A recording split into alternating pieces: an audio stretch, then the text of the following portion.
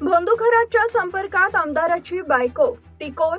चर्चेनं महाराष्ट्रात खळबळ. नक्की काय घडलंय पाहूया. भोंदूबाबा अशोक खरात याच्याशी संबंधित प्रकरणात आता एक अत्यंत धक्कादायक माहिती समोर आली आहे. खरातच्या विशेष भक्त परिवारात चक्क एका विद्यमान आमदाराच्या पत्नीचा समावेश असल्याची जोरदार चर्चा सध्या रंगली आहे. यामुळे राजकीय आणि प्रशासकीय वर्तुळात मोठी खळबळ उडाली असून हे प्रकरण अधिक संवेदनशील बनलंय.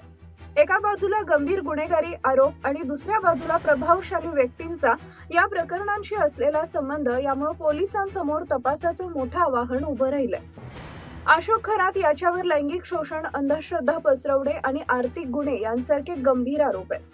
तपास यंत्रणा या प्रकरणाचा सखोल तपास करत असताना त्यांना काही महत्त्वाचे धागेदोरे हाती लागले. तपास यंत्रणांच्या चौकशीत खरातच्या जवळच्या वर्तुळात एका आमदाराच्या पत्नीचं नाव समोर येतंय. ही महिला कोण आहे आणि तिची या प्रकरणातील नेमकी भूमिका काय होती, याचा तपास सध्या सुरू आहे.